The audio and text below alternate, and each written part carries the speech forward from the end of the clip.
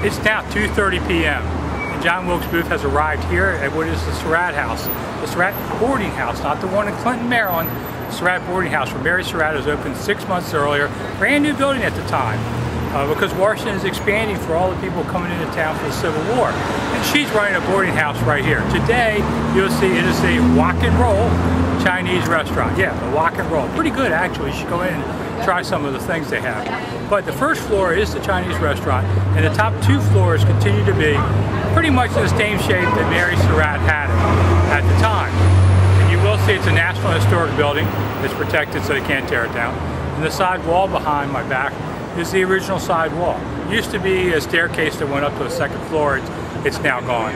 Now, John Wilkes Booth comes here about 2:30 to talk to Mary Surratt, who is one of the conspirators that the public ended up hanging, as we talked about.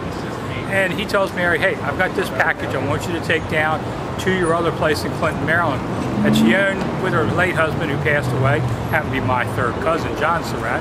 And in that package was binoculars that he was going to need in the field. And he said, Mary, I'm going to be there tonight. Tell your man, John Lloyd, running the place, to also have my guns ready for me. I'll be flying through.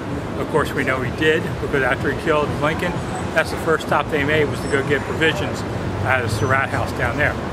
At this place, it was basically a boarding house, had about 6 people at the time, including a young 10-year-old girl who was going to school here in the city and would stay here during the week. Her name was Mary Apollonia Dean, who happens to be my great-great aunt. So there's always some of us, no matter where we go. And of course, Mary Surratt, as I said, was the wife of my 3rd cousin, John Surratt. Mary Surratt, of course, was later hanged by the government because they believed that she was really the central figure in this whole thing, that she hatched the nest that led the conspiracy to go. Booth certainly knew her, so did several of the other guys. George Surratt was actually captured here by police.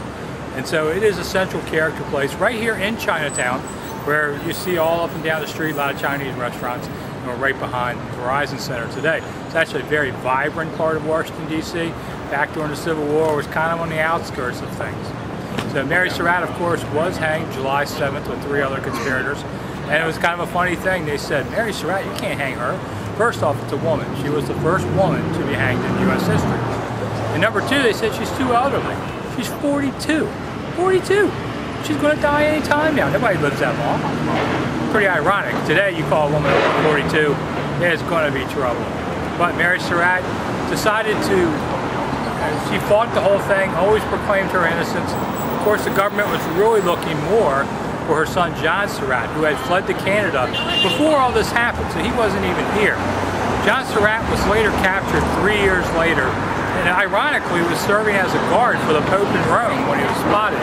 He was brought back here and put on trial, but it was a civilian trial, not a military trial as the others had, and he was found acquitted, and he went on and lived his life in peace. Okay, we're going to head off to the next place.